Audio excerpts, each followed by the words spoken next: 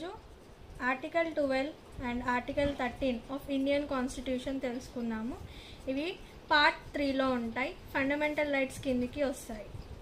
So what is article 12? Article 12 it defines state. అంటే state అనే definition ఏంటి అనేది మనకి ఆర్టికల్ 12లో ఉంటుంది.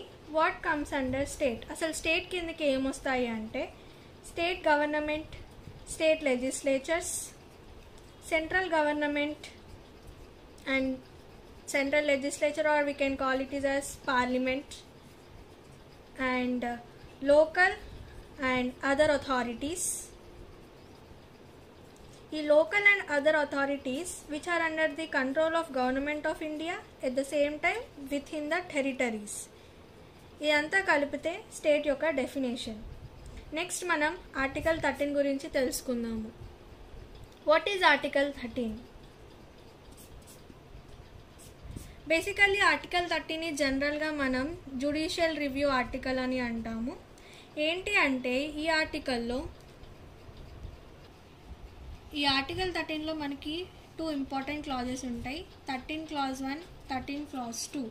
13 Clause 1 అనేది ప్రీ కాన్స్టిట్యూషనల్ లాస్ గురించి చెప్తుంది. 13 Clause 2 అనేది పోస్ట్ కాన్స్టిట్యూషనల్ లాస్. ఏంటి ప్రీ కాన్స్టిట్యూషనల్ లాస్ అంటే ఈ కాన్స్టిట్యూషన్ అనేది ఎన్ఫోర్స్కి అయ్యే ముందున్న లాస్ ఏమైనా పార్ట్ 3లోని ఏదైనా ఆర్టికల్కి ఇన్కన్సిస్టెంట్గా ఉంటే అలాంటి లాస్ అనేవి నల్ అండ్ వాయిడ్గా డిక్లేర్ చేయాలి. అండ్ ఇంకొకటి ఏంటి అంటే post constitutional laws, state should not make laws that is contravening the fundamental rights. అంటే ఈ కాన్స్టిట్యూషన్ అనేది ఎన్ఫోర్స్మెంట్లోకి వచ్చిన తర్వాత ఏమైనా లాస్ మేడ్ చేస్తాయి కదా స్టేట్, ఆ లాస్ అనేవి కాన్స్టిట్యూషన్లో ఉన్న పార్ట్ 3కి వ్యతిరేకంగా ఉండొద్దు. ఉంటే అవి కూడా they will be declared as null and void అన్నమాట. మనకి ఆర్టికల్ 3 బేస్ పైన 3 డాక్ట్రైన్స్ అనేవి ఉంటాయి. ఇవి చాలా ఇంపార్టెంట్. ఏంటి అంటే ఒకటి డాక్ట్రైన్ ఆఫ్ సెవెరబిలిటీ,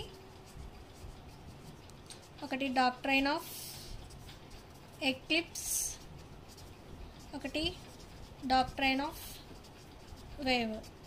ఈ 3 డాక్ట్రైన్ గురించి నేను నెక్స్ట్ వీడియోలో ఎక్స్ప్లెయిన్ చేస్తాను. Like, share and subscribe. మీకు